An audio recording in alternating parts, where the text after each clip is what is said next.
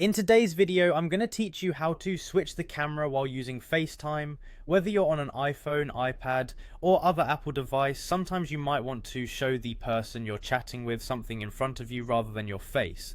No worries, I'm here to guide you through this straightforward process, step by step. To get started, open the FaceTime app on your device and either make or answer a video call. You'll notice that once you're in a call, the display is primarily focused on the video. The next thing you'll want to do is simply tap anywhere on the screen during your conversation.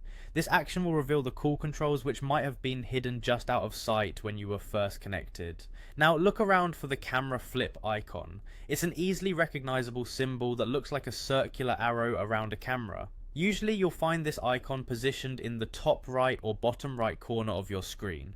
Apple has designed FaceTime to be intuitive, but sometimes these icons can be overlooked, especially if you're new to the app or multitasking.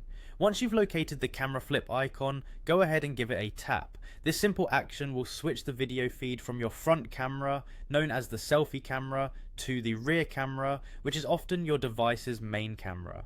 This is a handy trick when you want to share a different perspective, like showing off a cool place you're visiting or providing a look at something in your environment.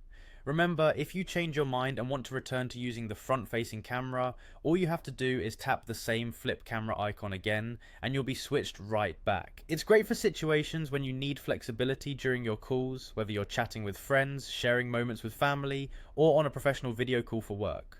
Switching cameras on FaceTime is a quick and easy process that only takes a few seconds, but it can make your video calls much more dynamic and engaging.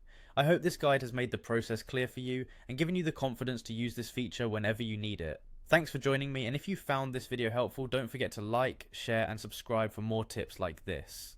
Until next time, happy FaceTiming.